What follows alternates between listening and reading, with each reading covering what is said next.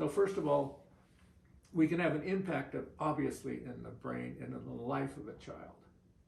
Now the same applies for whatever an individual is interested in, is focused in life, in whatever is important to them.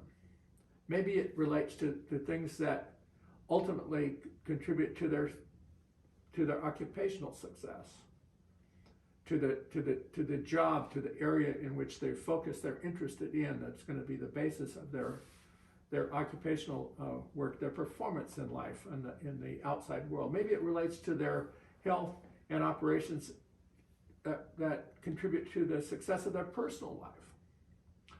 All of these things are subject to progressive advance by engaging their brain plastically to drive them to a stronger position. So we're interested in all of those things. We know that we can impact brain health by engaging the brain in ways that positively advance it.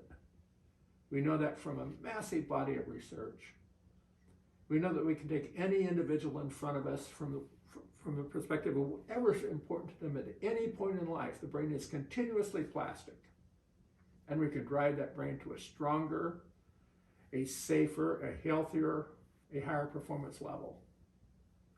That relates to whether it's an issue of your job performance, your educational achievements or accomplishments, your personal life, your personal safety and health. All of those things are improvable. All of those things can be progressively strengthened. All of those things can be grow in a positive way within your skull at any point across the span of your life. And that's fundamentally what we're interested in. That's fundamentally what we're trying to contribute to. Okay. I remember when I first met you and you introduced me to the concept of brain training, right, and the fact that everybody could improve. And it's almost like a too good to be true story. Right.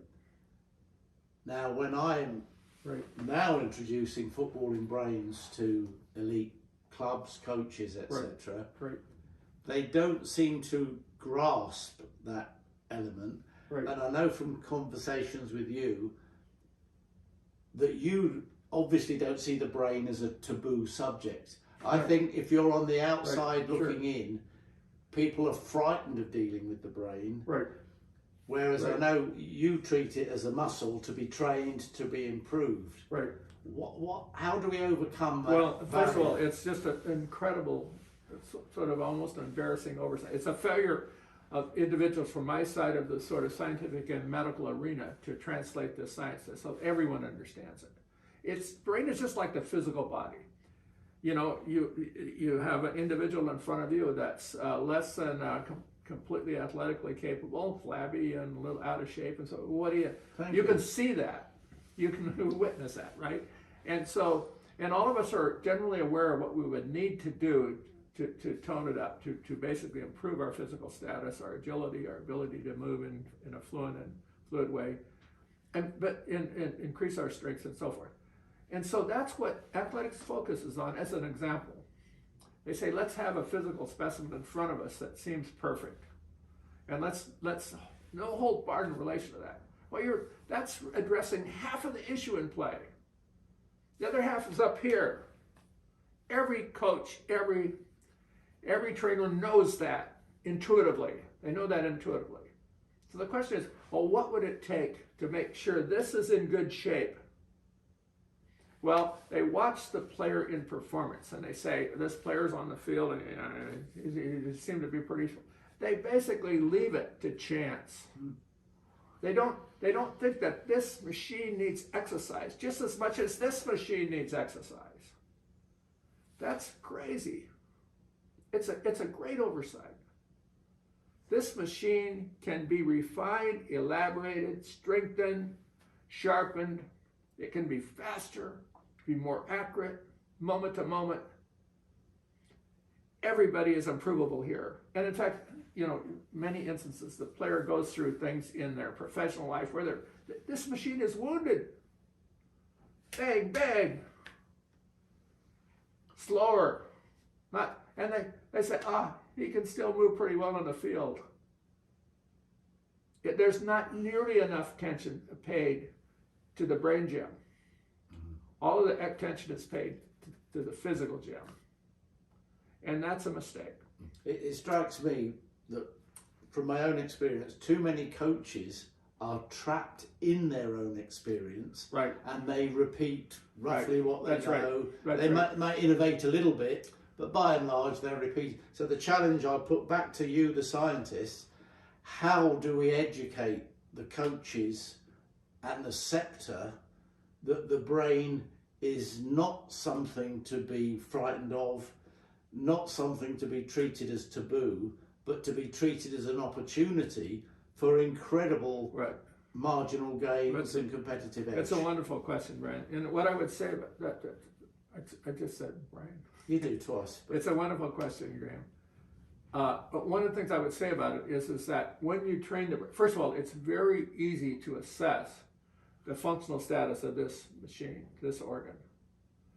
And you can assess it by the same way on the first level that you'd assess the performance of your body. You say, what are the performance limits of my body? In a sense, how much weight can I lift? How fast can I run? The equivalent of that neurologically is to look at the performance limits in a whole host of ways. It's very easy to measure those limits in a whole host of ways and to chart out any individual's neurological capabilities.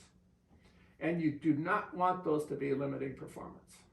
You want those to be driven as far in an advanced direction as you can, so that whatever they're asked to do on the pitch, they're doing it with a high performance, general, high reliable performance ability. So that's the first thing. The second thing you can do in the brain is you can look inside. You can put on a helmet of recording electrodes, and you can actually look at the brain in operation. And you can quite quickly evaluate the state of performance of operational capabilities that relate to system after system after system.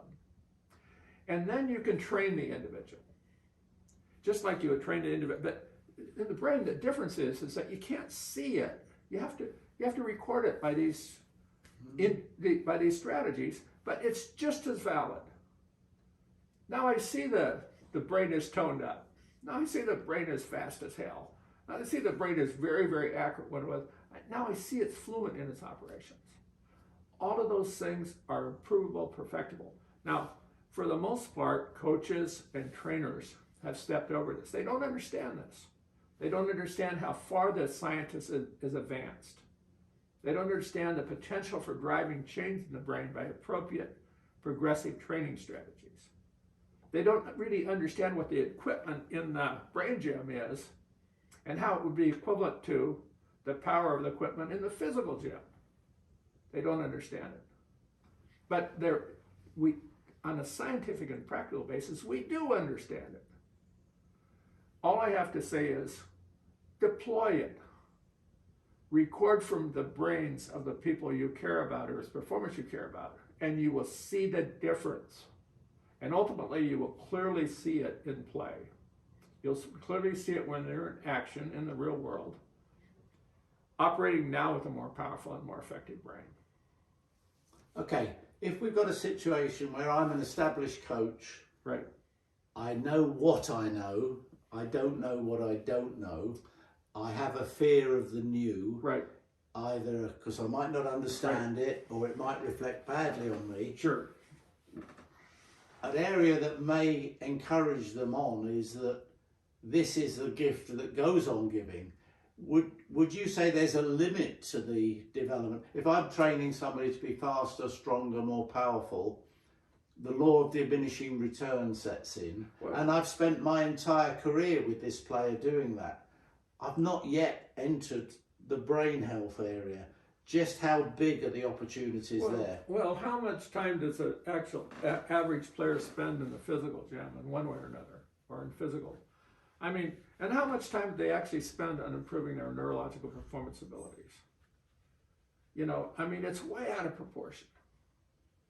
And so you do not necessarily have to spend a hell of a lot of time in the brain gym to have a big improvement.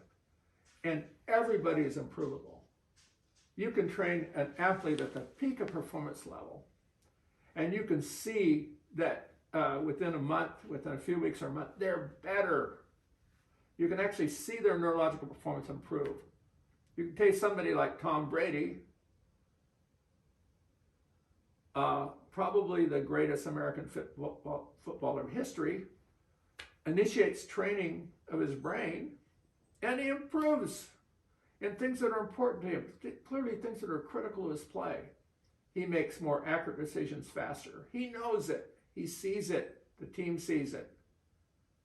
You know, everybody, almost everybody in front of you is improvable. Now, most coaches don't understand this, but if they looked across their roster, I tell you, most of those players are nowhere near Tom Brady in their neurological performance to start with. Before he started, he made the fastest, most accurate decisions of almost any player in American football. How many players on that coach's team were improvable neurologically? And the answer is most of them. Well, you don't. What's different about this, that most coaches and most training staff don't understand, is that this can be objectified. This is not some palaver of somebody trying to sell something. It can be objectified. You can define a person's performance characteristics on day 1. You can look in on day 20, day 50, day 100, and you can see that they are neurologically more capable. And things that you clearly see relate to what they're doing, they're more capable. Or not. Cancel. Don't do it anymore. It's all objective. But what you will see, if you look in the brain, you record from it, see it in action, you'll see that it's faster, more accurate, making better decisions. Right? That's what you'll see. And it's because the brain is plastic. If you engage it in the right way, you will advance it. So there's no risk involved in this, really. And they don't people commonly don't understand this. They think it's something very, I don't know. They think somebody's trying to pull something on them sometimes. You know, it just drives me crazy because the brain is continuously plastic, engaging in the right way. You will advance anybody, everybody, almost everybody will progress.